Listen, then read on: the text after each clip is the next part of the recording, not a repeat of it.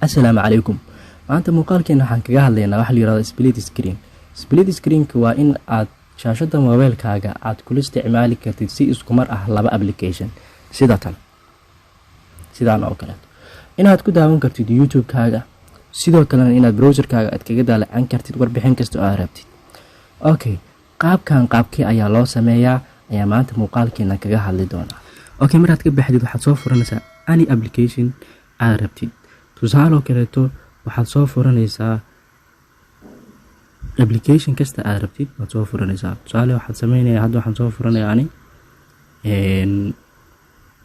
waxaan ku tijaabinayaa kitaabkaas Quraanka waan soo furtay.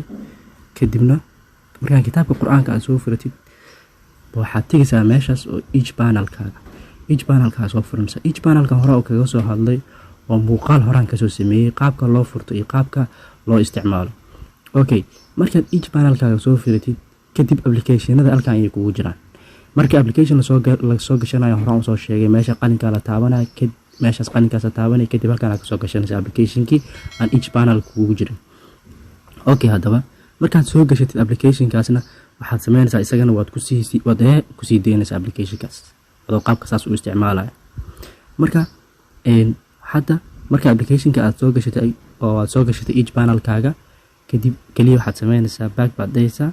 Okay, each panel-kaaga dib u soo furaysaa. haddana markaad soo furtid application-ka aad rabtay inaad kula isticmaashid ayaad soo qabanaysaa ilaa uu sidaan kaaga soo muuqanayo. markuu saan kugu soo noqdo ayaad ku sii deynaysaa oo shaashadu saan ay kuu noqoto.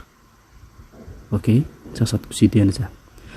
haddii aad rabtid inaad labada application isla isticmaashid oo aad mar dambe aad sameynin oo jiidkaas aad sameynin maxaad sameynaysaa meeshaas balaaska ah ayaa taabanaysaa iyo labadan isla socda ayaa waxaa lagu darayaa each panel-ka waa kuwaas. kadibna waxaad ka fiirinaysaa each panel-ka labadooda isla socda.